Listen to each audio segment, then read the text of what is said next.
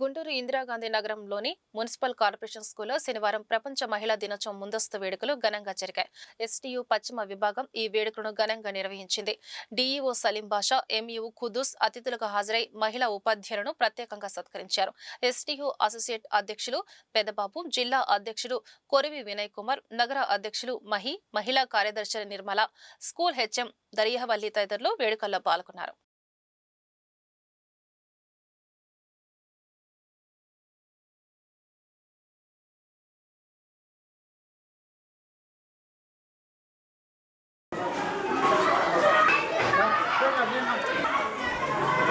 తత్వానికి ముందు పోతే ఇబ్బంది లేదు, కానీ ఆ మాతృత్వాన్ని తీర్చే రోజులు రాబోయేటువంటి రోజుల్లో ఆ దిశగా మనం అడుగులు ముందుకు వేయాలని కోరుకుంటూ నాకు ఈ అవకాశం ఇచ్చినటువంటి మరి అధ్యక్షులు వారి ఒక తల్లి తన బిడ్డకు పాలిస్తే ఆ పాలిచ్చే సమయాన్ని కూడా వాళ్ళు తగ్గించి వాళ్ళకి వేతనంలో కట్ చేసి ఇచ్చే పరిస్థితి. అలాంటి సమాజంలో మహిళలు చైతన్యవంతులై ఉద్యమాలుగానే చేసుకోకపోతే మన హక్కులు కోల్పోతామని చెప్పేసి రోడ్డెక్కి 1910వ సంవత్సరంలో జాతీయ మహిళా దినోత్సవం ప్రకటించుకొని క్లారా నాయకత్వంలో 17 దేశాలు 100 మంది ప్రతినిధులు ప్రకటించుకోవడం జరిగింది. తర్వాత 1911వ సంవత్సరంలో జాతీయ మహిళా దినోత్సవం చేయడం జరిగింది. అలా చేసే సమయంలో అనేక పోరాటాల ఫలితంగా 1975 ఐక్యరాజ్య సమితిలో అనేక దేశాలు కూర్చొని మహిళల యొక్క సమస్యలని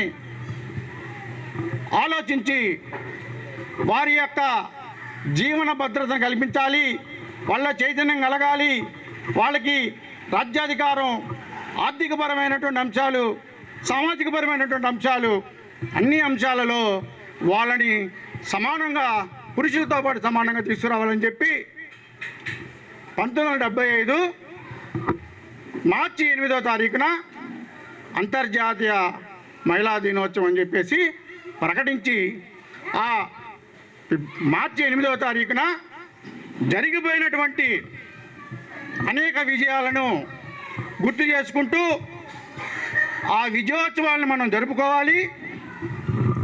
రాబోయే కాలంలో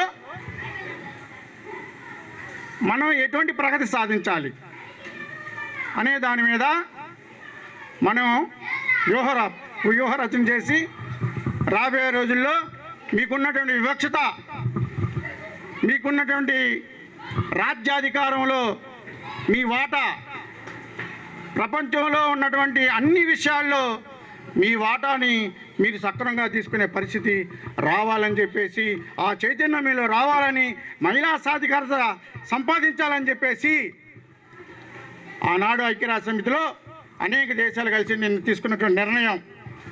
అందుకని మార్చి 8వ తారీఖున ఆనాడు పెద్ద పోరాటాలు జరిగినాయి కాబట్టి ఆ డేట్ని మనం క్రైటీరియాగా తీసుకున్నాం. చాలా హ్యాపీగా సెలబ్రేట్ చేసుకున్నాము. సార్ చాలా బాగా సెలబ్రేట్ చేశారు. Thank you very much sir. So మనం ఇంతే హ్యాపీగా ఉండాలి అంటే, ఇక్కడ ఉన్నాం కానీ మనం హ్యాపీగా ఉన్నామా? పొదుగులు బడి చుట్టే తిరుగుతుంది, మనసంతా బడి చుట్టే తిరుగుతుంది.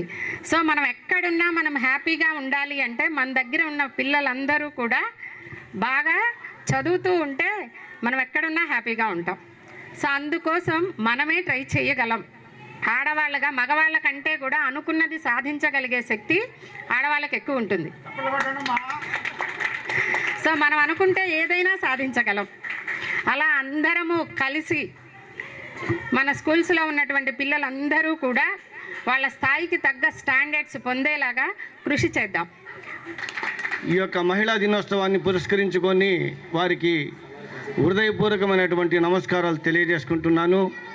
మరి అదేవిధంగా ఒక కార్యకర్తగా, ఎస్టీయూ కార్యకర్తగా, ఒక మండల అధ్యక్షుడిగా 2017 నుండి 3 పర్యాయాలు ఉమ్మడి గుంటూరు జిల్లాలో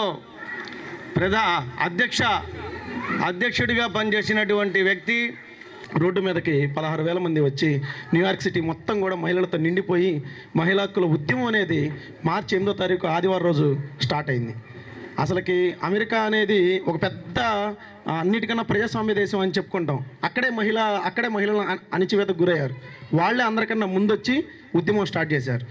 అక్కడ వాళ్ళు జాతీయ దినోత్సవంగా స్టార్ట్ చేసిన తర్వాత కొన్ని దేశాలన్నీ కలిసి ఆ రోజునే మహిళల దినోత్సవంగా జరుపుకోవడం వల్ల అంతర్జాతీయ మహిళా దినోత్సవంగా మనం జరుపుకుంటూ ఉన్నాం.